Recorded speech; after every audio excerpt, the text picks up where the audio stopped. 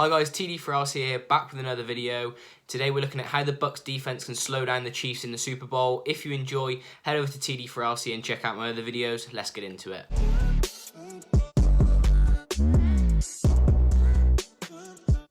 So first of all, we're just going to have a look at how the Buccaneers made mistakes in the Week 12 game against the Chiefs and how they sort of rectified them as the game went on. So in this first clip, they're playing cover one man. They've disguised it well. They've got the two high safeties, but as the ball snapped, that one safety at the top of the field rolls down and he's in man coverage on the running back. And you've got the safety to the bottom side of the field. He's going to sort of drift into the middle, which leaves all of the wide receivers and the DBs in one-on-one coverage. With this much speed and talent on the roster, I just don't think that you can go one-on-one with only one high safety over the top against this team. So on this play, all you're going to see is Tyreek Hill's going to run the deep crosser, and you've got Carlton Davis in one-on-one coverage on him. And Carlton Davis, he's certainly not slow. He can keep up with a lot of wide receivers, but Tyreek Hill is just an absolute different breed. And he runs this deep crosser, he gets a really nice inside release. And because that safety rolls down in man coverage on the running back, it means that there's only that one high safety, and towards the bottom of the screen, they're running two vertical routes. And therefore, he doesn't want to drift too far across to the top side of the field because he's still got these two clear-out routes at the bottom to be dealing with. So it's really clever, well drawn-up routes. It's basically spreading the field as much as they can and making the safeties make a decision. So if the Bucs here are only rushing 4 instead of that 5 and they keep the linebacker and put him in man coverage on the running back, that means that you can stick with the two high safeties and stick to cover 2 man. That almost then nullifies that deep cross because then that safety on the top side of the field, he's going to absolutely bag that deep cross from Tyreek Hill, and then you've got this safety to the bottom side of the field who can just stay over top of the two clear-outs. And then when you look at the other man coverage on the field, it's pretty good all round. There aren't a lot of mistakes. I don't think there's a lot open, so Patrick Mahomes would have to look to try and force something. But as it is, it's cover one, nice bomb over the top, and an easy touchdown for them. So again, same thing on this play. I'm not going to spend too long looking at it because it's almost an identical play, except they just motion Kelsey in from the boundary in to be the wide tight end off the ball. And then you've got Tyreek Hill in one-on-one pressed coverage against Carlton Davis again. He gets a nice outside release and Mahomes throws him a beautiful fade.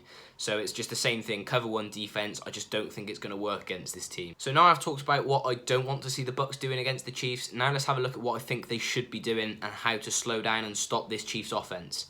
So in this play, you've got a very clear cover 2 man look. You've got those two high safety shells. Everybody else is in man coverage, and the pass rush is actually really good from the Bucs. That's another thing that I'll touch on slightly later in the video.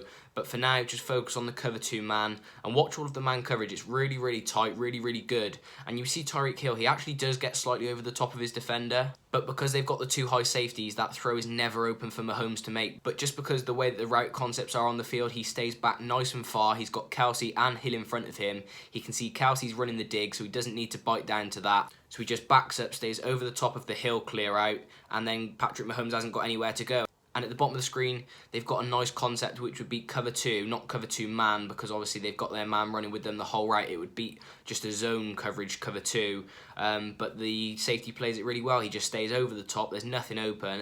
And in the end, the pass rush almost gets home. Patrick Mahomes has to roll out of the pocket here, and it's just really unfortunate. The linebacker switches off for literally a second or two, and Kelsey gets open. In the end, this play was called back for a hold, but this is what I think they should be doing, cover 2 man with those two high safeties, not letting them push down the field.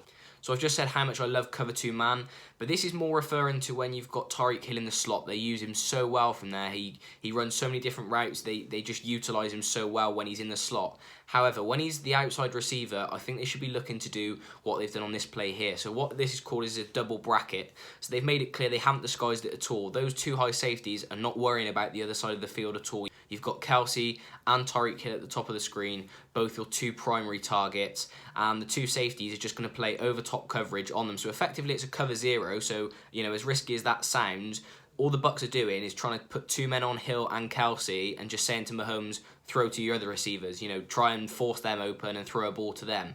Because in this game, Tyreek Hill had over 200 receiving yards and 3 touchdowns, and that was sort of, I think they realised what they needed to do to get anywhere in the game, and that was sort of forced Kelsey and Tyreek Hill out of the game. And at the end of the day, if the other wide receivers, if the running backs, if Mahomes go and make a big play, then so be it. But I think they'd rather just double team Kelsey and Tyreek Hill all day rather than just let them get big gains and it be easy for them. And you see here, neither Hill nor Kelsey get open on those routes at the top of the field. And Mahomes tries to force a corner out to the field side, but it's overthrown, it's an incompletion, and that's a great play.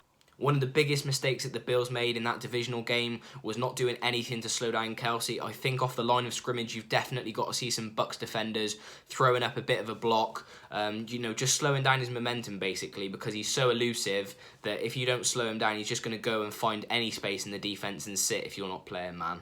But having said that about just running man coverage, obviously this game is taken from week 12 in the season. Ever since then, I think the Bucs defense has just been growing and growing. They've been playing better and better as a unit. So we've just seen them grow in confidence throughout the whole of the playoffs and the season, and they've got to a point now where they play so much man coverage, they just completely bag the life out of the opposition. And it's great to see, how much they shut down the offenses, which have been so notoriously good during the season. But I don't think you can run man coverage for a whole game against the Chiefs, because eventually you will slip or there will be a lapse in coverage and they will get downfield and make a big play out of it. So I do think you've still got to mix in zone every now and then. And this is exactly what the Bucs have done here. They did play quite a lot of man against the Chiefs, but then they mixed in a cover 4 zone here. And on this play, I want you to look less at what the DBs and the linebackers are doing and more about what the defensive line are doing. They run a lovely stunt on this play, and there's only 4 men rushing, and they've actually got 6 people blocking. But this is a lovely stunt because you've got the one tech defensive guard who runs straight at the left guard, and then he pushes him over towards his other O-lineman, but it just means that there's enough of a gap for Jason Pierre-Paul to come around on the outside and then rush to the inside. And he's much quicker than the offensive lineman. It's a great pass rush, and he forces Patrick Mahomes into throwing a rushed ball, and it's intercepted. In the end, it got called back for roughing the passer, but this is what they should look to be doing, especially because the Chiefs' starting tackles are injured. This should be a spot that they should be really targeting. I don't think they should be bringing 5 men at the quarterback for the reason that I just stated, because I think it leaves you in too many cover 1 situations.